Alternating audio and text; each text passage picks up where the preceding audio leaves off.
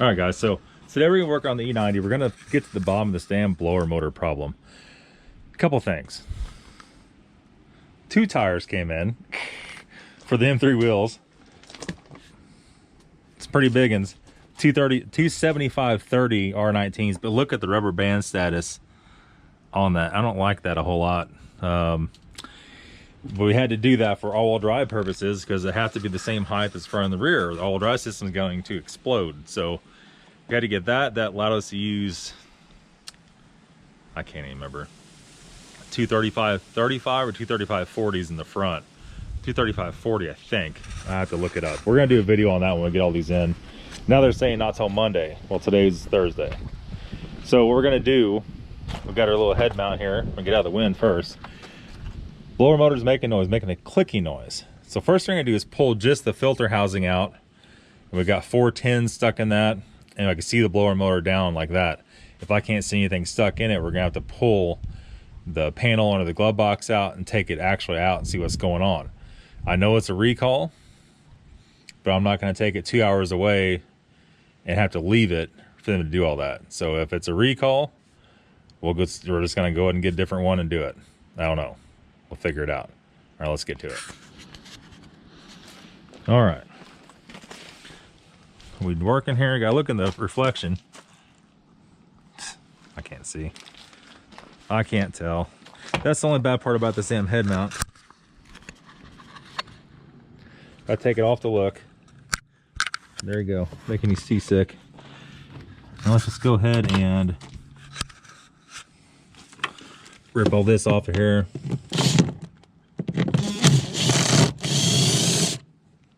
Jeez.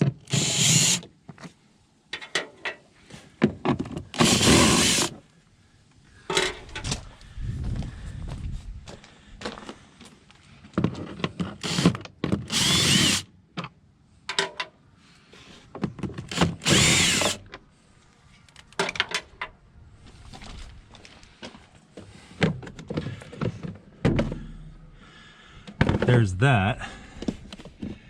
Now, can we see anything down in there or not? Not freaking really.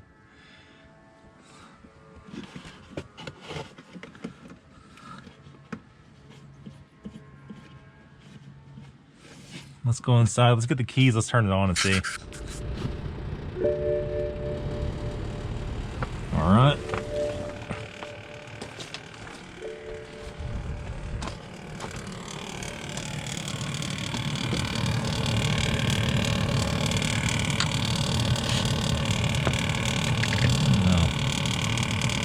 This sounds like something flapping in it. Get the other light.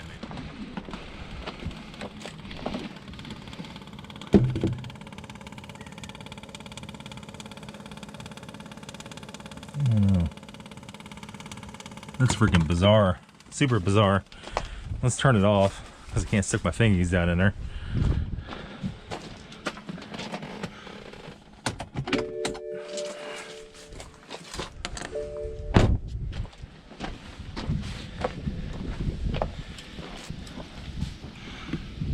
See.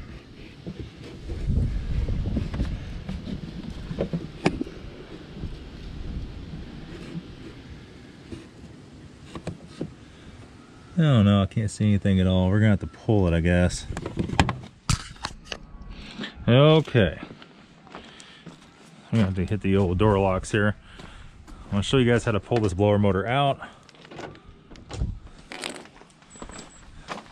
I gotta throw some of this crap away. It's all leftover stuff from doing the shop here. A couple more things to be thrown away. We don't need Monhiggy's M&M packet, whatever that is. Throw that in there probably. I did just ordered the correct floor mats for this car.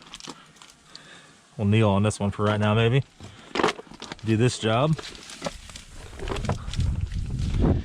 And then down here, there's a T20 right here. There's another one right here.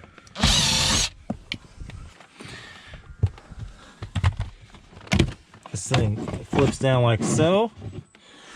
I'm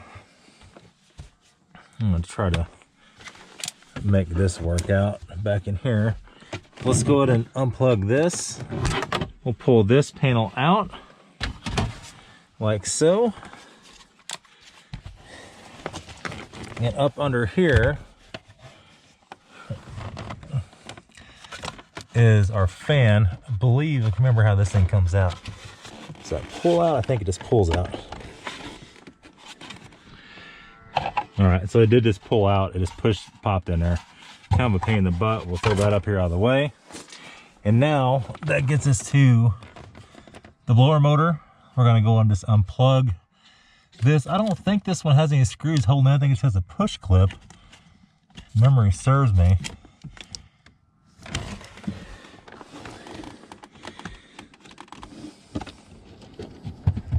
Okay, so what a freaking to show that was right there's the problem. It's a piece of tape stuck in it. So to clarify, let me get you guys up here. What a difficult spot to film. The only thing I did, there's a tab right here on the back side. I just push back and it lets you rotate it and it pops right out. Right there's a blower. The only thing is stuck in, like you seen, was a piece of tape. So let's just pop it back in there, turn it back in place, plug it back in and see. You can see on the back here, your final stage resistor is right here. And you can actually separate the blower motor from the fan unit, which I don't know why, because it comes all together when you buy a new one. And this one is factory, maybe? Yep. The Vallejo or however you want to say, there's a BMW part number for it. So let's pop her back in and turn the key back on and see if that even fixed it. Okay, so everything's put back in except for that little duct and that little piece right there. I'm gonna give it the old try.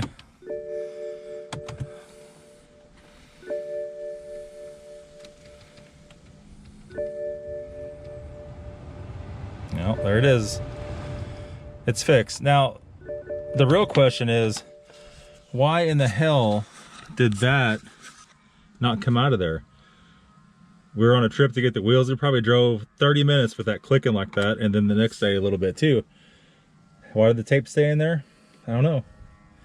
How did it get in there? I guess we dropped it in. We had the cowling out and hooked right in that fan, and well, at least now we know the fan seems like it's perfect shape. We'll see. It's kind of a rough video, but got that fixed. At least you guys don't know how to take it out. There was a couple of videos up of this procedure. Some of them was different though. I noticed some of them was mounted from the side and not from the bottom when you take that panel out. So what's next? I guess what's next is, well, I mean, we're waiting on an awful lot of stuff for shipping, guys. An awful lot of stuff. It's looking like now ECS tinting might be next Tuesday before they even get that Van solenoid to me. This car's waiting on so much crap. I don't know. I'm getting really disgusted with everybody and their shipping methods, because everybody's real lazy around this time of year. Granted, they do have more shipping to do, but come on, man. Come on, man. Also got center caps for the M3 wheels, and everything just kind of laying over here, waiting to be changed out and installed. E39. I'm probably gonna go ahead and just drive this thing tonight. We had to get the tires rebalanced on this for a reason, and that fixed a little bit of vibration it had, so now we're good on that. The E39's been doing really good. No more headlight problems. You can see really good. When you drive at nighttime, the HIDs are about twice as bright as this one. If you didn't notice, a few videos ago, we put new HIDs in this, a different brand that was not OEM and that had the best reviews on Amazon. So go back and watch my HID video. Go get some of those for the DS2s, I think. HIDs for E39 or E46. I guess that's gonna be it. My helpers from Tahiti, my uncle and my nephew, are now gone. So I'm back by myself doing everything. That's not a problem though, because it's always been like that, so no big deal. We got some shop cleaning to do, big time. Holy crap, look at this place. It looks like somebody picked it up, turned it upside down and shook it. And get all this stuff off the floor over here. There's just like a mind-numbing amount of stuff that needs to be done around this place. And we have our post here to stick our retaining fence in for the dirt work. We might leave this little junk table in here and then clean it off when we do an engine job or some kind of big job. We can sit next to the car and do that. We did not do the insulation in the shop yet. Really debating on what to do. I need to get the mezzanine wood over here and all that done. I might wait to insulate this place and heat it until spring. In March, we're going to start building the rest of the house part and doing all that. So I like to maybe do all that. When we insulate, we can insulate all of it. And then when we put the siding and everything on, we can side it all in one go. I'm not really sure if that's the way it's going to work out or not, but we got some gas lines to trench. We got all kinds of crazy stuff to do, but I'm ready to make some damn videos. So waiting on parts is not sitting well with me. We're going to have to do something different. Still looking for cars. I just cannot come across anything that's striking me saying, go buy me. A lot of stuff that's overpriced and broken. And broken's fine, but overpriced and broken is not going to be it. And I did find an N63 car, which is a 2014 550. N63, if you don't know, is twin turbo V8. The car was $5,000, had like 70,000 miles on it. It was blown up, it locked up, it needed an engine. N63 is known for doing that too. A new engine was $5,000. So right off the bat, we're gonna have 10 grand in it. If it needs a bunch of other little things, it probably does. It might have 12 grand in it. It's not worth 12 grand in my opinion. So I think we're just gonna walk away from that. Let's switch you over here. We're gonna do a little bit of a car swapping around.